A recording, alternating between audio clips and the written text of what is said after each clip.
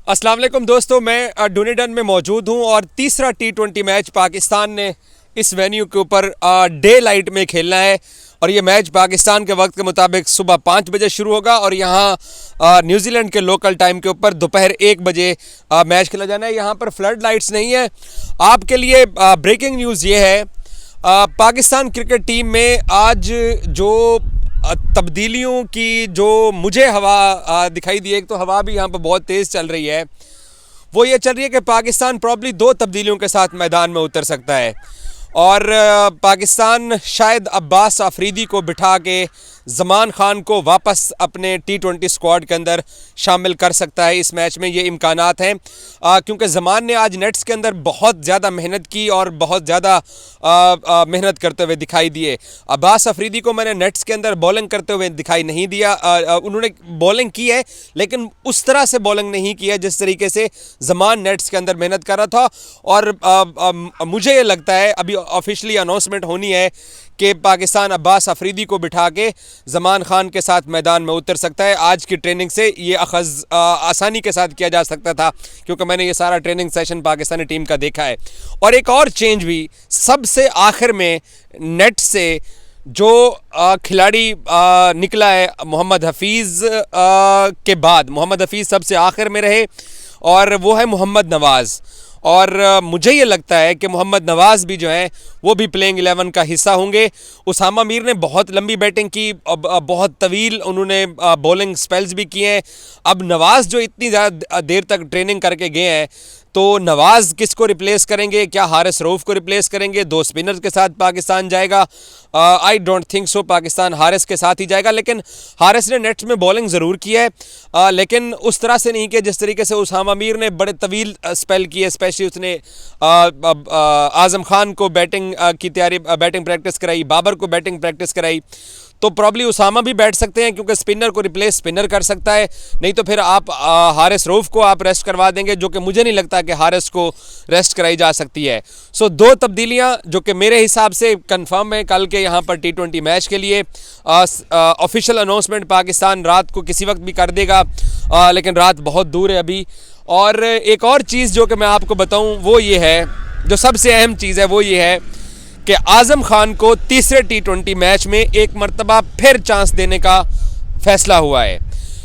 जो हालात थे 2 T20 मैचेस में आज़म की बुरी परफॉर्मेंस थी। मैंने खुद भी ट्वीट किया था कि आज़म को तीसरे मैच में रेस्ट कराया जा सकता है, लेकिन जिस तरीके से नेट्स के अंदर आज़म के ऊपर मेहनत की गई, आज़म को थ्रो बॉल से प्रैक्टिस कराई गई, फास्ट बॉलर्स के सामने प्रैक्टिस कराई गई और आज़म को साथ साथ पावर हिटिंग की आज़म को प्रैक्टिस कराई गई है, तो मुझे ये लगता है कि आज़म जो है वो एक और चांस जो है उनको दे दिया है टीम मैनेजमेंट ने और आज़म कल मैदान में ज़रूर उतरेंगे। हालात तो ऐसे दिखाई दे रहे थे 2 मैचेस में नाकाम होने के बाद कि शायद आज़म को चांस ना दिया जाए, लेकिन टीम मैनेजमेंट उसको एक और चांस देना चाहती है। और फिर ये भी आज के नेट्स के अंदर हमने देखा कि मोहम्मद हफीज़ खुद जो है वो आज़म को ट्रेनिंग करवाते रहे हैं। हसीबुल्ला ने ज़रूर बैटिंग प्रैक्टिस की है। हसीबुल्ला तमाम वो सेशंस के अंदर शामिल रहे जो कि पाकिस्तानी टीम कर रही थी, लेकिन हसीबुल्ला ही उसको रिप्लेस कर सकते हैं डेफिनेटली, और तो दूसरा कोई नहीं है क्योंकि साहबजादा फरहान जो है वो टॉप ऑर्डर के बल्लेबाज हैं और टॉप ऑर्डर में जब आप किसी को रेस्ट करवाएंगे तब आप साहबजादा फरहान को चांस दे सकते हैं। तो हसीबुल्ला ने भरपूर तैयारी की है, बट मैं ये अखज़ कर सकता हूँ क्योंकि जितना हफीज़ ने टाइम लगाया आज़म के साथ, तो आज़म जो है वो कल एक मरतबा फिर आपको एक्शन में दिखाई देंगे और उनको एक और चांस दिया गया है। और हम विश करते हैं कि वो स्कोर करें क्योंकि इंटरनेशनल क्रिकेट और लोकल क्रिकेट और क्लब क्रिकेट और प्राइवेट लीग्स में ज़मीन आसमान का फ़र्क है।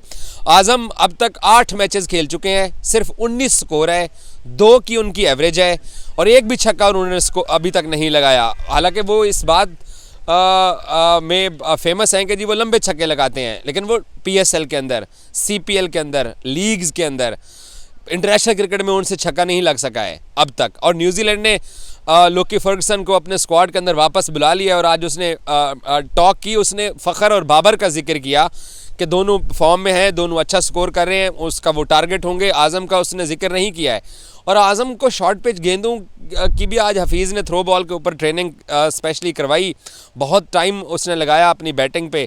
तो देखें, चांस मिल गया, अब उसको स्कोर करना चाहिए। अगर वो इस चीज़ का फ़ायदा नहीं उठाएगा जो उसको तीसरा चांस दिया गया है, और प्रॉब्ली ये जो यूनिवर्सिटी का ग्राउंड है जहाँ पर मैच होना है, एक तो डे लाइट के अंदर मैच होना है, धूप बहुत तेज़ है, पता नहीं सन ग्लासेस लगा के ये बैटिंग करेंगे क्योंकि नाइट में भी पाकिस्तान ने कोई अच्छी परफॉर्मेंस तो नहीं दी है।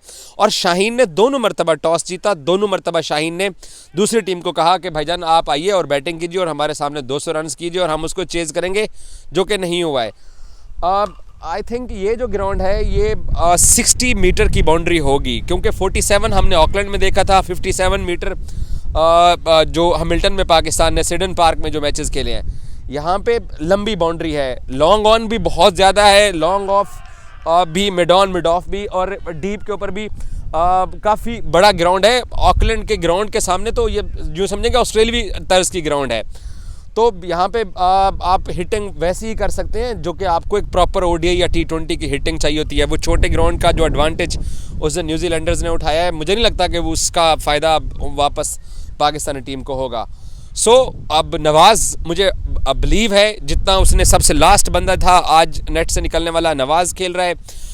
अब प्रॉब्ली उसामा मीर को रिप्लेस करेगा, क्योंकि इतने बड़ी ग्राउंड के ऊपर आप एक दो स्पिनर्स के साथ नहीं जा सकते हैं। स्पिनर दूसरे को चांस ज़रूर मिलेगा, वो इफ्तिखार है, इफ्तिखार बॉलिंग करेंगे। पिछले 2 मैचेस में इफ्तिखार ने 1 ओवर या सिंगल बॉल नहीं डाला है, क्योंकि स्मॉल बाउंड्री के ऊपर आप अपने पार्ट टाइम स्पिनर के ऊपर ट्रस्ट नहीं कर सकते हो।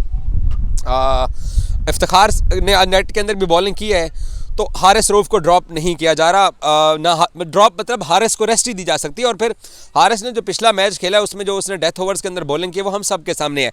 उसने नए गेंद के साथ जो बॉलिंग की थी उसमें प्रॉब्लम ज़रूर हुई थी। अब जमान को अगर शाहीन के साथ कल नया बॉल तो देने का रिस्क नहीं लेंगे, दोबारा ही हारिस के साथ जाएंगे। और फिर लॉन्ग बाउंड्री वाला ये ग्राउंड है, और इसमें आई डोंट थिंक सो कि हारिस को जो मार पड़ी है वो दोबारा रिपीट होगी।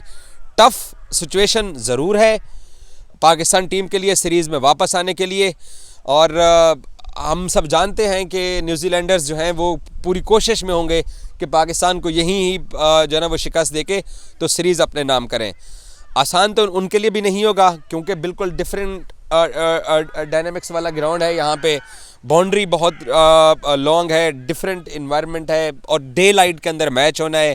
ज़मान का पाकिस्तान को एडवांटेज होगा, जैसे मुझे यकीन है कि ज़मान जो है वो अब्बास की जगह रेस्ट करेंगे, क्योंकि ऑफिशियली अनाउंसमेंट तो होने से पहले ही मैं आपको ये टीम आपको बता रहा हूँ जो कि पाकिस्तान कल मैदान में उतारने जा रहा है। सो आज़म फिर सर्वाइव कर गए हैं, ज़मान स्क्वाड में होंगे, और नवाज़ इसलिए मुझे लग रहे हैं क्योंकि बहुत लंबी ट्रेनिंग की नवाज़ ने, अंदर लंबा नवाज़ जो है ना वो अंदर प्रैक्टिस करके गए हैं। बाकी पाकिस्तान के लिए अपॉर्चुनिटी यही है मैच कि आप इस मैच में जीतो, कोई बहाना नहीं चल सकता, जिसमें अब तक ये बात होती आई है कि जी कंडीशंस हमें सूट नहीं किए हैं। तो न्यूजीलैंड के लिए भी कंडीशन सेम है, हमारे लिए भी सेम कंडीशन है, और आई होप सो, मुझे ये लगता है कि न्यूजीलैंडर्स जो हैं अगर वो टॉस जीतते हैं तो वो फिर कहेंगे जी हम बैटिंग करते हैं, पाकिस्तान टारगेट चेज़ करने जाएगा, और जब पाकिस्तान टारगेट चेज़ करेगा सेम इस वक्त तकरीबन शाम के 5 साढ़े 5 बज रहे हैं, तो ये मैच बिल्कुल एंडिंग के करीब होगा। T20 मैच 3.5 घंटे में ख़त्म हो जाता है, तो लाइट का प्रॉब्लम नहीं होगा। एक प्रॉब्लम है, वो है जो हम अपनी टीम के साथ जो साइंस लड़ाते हैं। पता नहीं, मोहम्मद हफीज़ साहब जो हैं आज मेहनत उन्होंने बहुत की है, मैंने उनको जाते हुए अप्रिशिएट भी किया कि आपने कम से कम 2.5 घंटे उस बंदे ने लगातार एडम होलियोक के साथ थ्रो बॉल किए, बाबर को, साइम अयूब को, इफ्तिखार को, सभी अपने जो टॉप बैटर्स थे उसको। तो हफीज़ ने फिज़िकली एफर्ट तो बहुत किया है, लेकिन अब वो जो प्रोफेसर साहब भी हैं वो, और क्या वो साइंस लड़ाते हैं, 2 तब्दीलियों के साथ प्रॉब्ली वो मैदान में उतरने जा रहे हैं। लास्ट अपॉर्चुनिटी है, वरना सीरीज़ हाथ से निकल जाएगी और उसके बाद फिर जिसको मर्ज़ी ड्रॉप करो, जिसको मर्ज़ी खिलाओ, और सीरीज़ में इंटरेस्ट भी ख़त्म हो जाएगा। Thank you so much.